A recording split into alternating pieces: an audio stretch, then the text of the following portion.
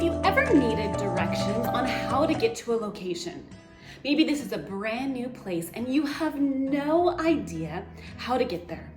You've never seen it before, you've never heard of these street names, you've never been to this location. So you rely on directions, maybe a map, maybe you're listening to Siri give you the directions. Well, in your speech, you are the guide. You are the guide for your audience. It's up to you to make this process easy and clear. For your audience to walk away going, I know exactly what they were talking about. I know exactly what the message was. I know what they wanted me to get from that message. It's up to you to make it clear. You see, when we don't make it clear for our audience, here's what can happen. Your audience can walk away and have holes in the message and go, well, I don't quite remember why they said this. Or I got a little confused when they said this. Or I think this was the intention. And that is the last thing you want as a speaker, is for your audience to walk away and build the narrative of what they think you meant. That's when things get confusing. So as a speaker, it is up to you to be that guide, to be the map. And so right now, we're going to talk about your body of your speech. We just talked about the basics of it, but I want to give you a few more helpful hints for you as a speaker to make your message clear for your audience. Okay, so the first thing first, you want your main points to be clear and specific. Concrete, clear, specific, concrete. You don't want your main points to be abstract and filled with many different things that could be in that main point. No, be really clear. So if your speech was on how to collaborate as a team, and your main points were collaboration through creativity, collaboration through connection, and collaboration through challenge, we would know that those are clear ideas. You are going to talk about creativity, connection, and challenge on a team, right? And that's how we would build our story of collaboration. So when you as a speaker are doing the research, you would know to stick with those thoughts. And while you're speaking, you as a speaker would know, I'm in the creativity mode, main point number 1, so I will only speak on things that deal with the creativity side. Or main point 2, only talking about connection. Main point 3, only talking about that challenge of the team. You would know where you were going. You would also be making it really clear for your audience. They would know we're talking about creativity. They would know we're talking about connection. They would know we're talking about challenge. If they can say the main points back, you have made a huge success. Okay, so make your points clear, concrete, not abstract. That also means you don't want to mix them. You don't want to say, well, in this main point, we're going to talk about creativity and challenge and connection, and that's main point 1. No, that's a huge main point that needs to be broken up, all right? So you would stick with that exact thing in your subpoints. The next thing you want to think about is perhaps making your main points have a similar sound.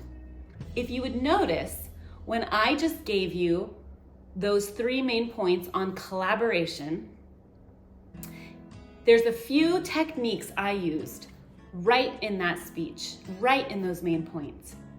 The first thing I did was I gave each main point a similar sound. The phrasing was similar. Collaboration and creativity. Collaboration and connection. Collaboration and challenge. The phrase we would be looking for is collaboration and then we would know what we're talking about. Collaboration and third word. When you keep your phrasing similar in sound, your audience is able to trigger that we're moving on to the next thing. It makes it really clear. Imagine that map again, or those directions to that place you don't know, and imagine it being a little different every time. Well, I think you'll turn here, then, oh, in a little bit you're gonna turn here. That would be confusing, even if we were trying to get someone to a place. By having that similar phraseology, you are making it to where your audience gets that ping, we're moving on, we're moving on. Here's the second thing I did, and you don't need to do this you don't need to mix these every time, but I did mix several techniques in that last main point setup. I used a common sound, collaboration and creativity, collaboration and connection, collaboration and challenge. So in my introduction, I could talk about, we're gonna go through the 3 C's of collaboration: creativity, connection, and challenge. Again, making it really easy for your audience to go with you on the journey and be clear when we are turning to the next thing and moving on to the next thing. Also, you could be creative with how you phrase your main points in ways like this. Chapter 1, the beginning. Chapter 2, the middle.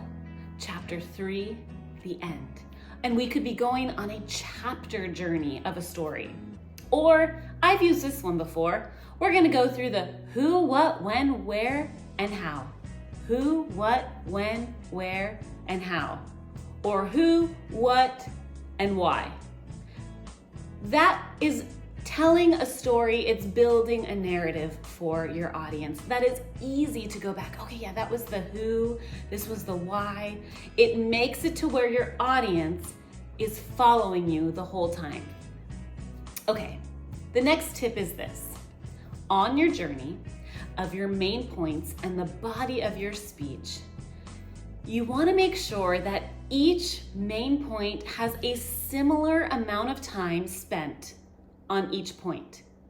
If one of your main points in your preparation phase is starting to overpower the speech, and then the rest are just little bitty points, perhaps you have a speech that is dominated by one main point. And here's the thought process in that. When that happens, your audience can start to, 1, get really confused because that first main point is so long and so filled with information that they're just having a hard time following.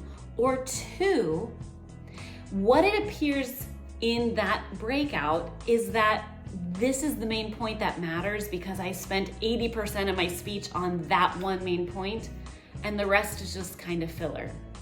Your main points should have importance.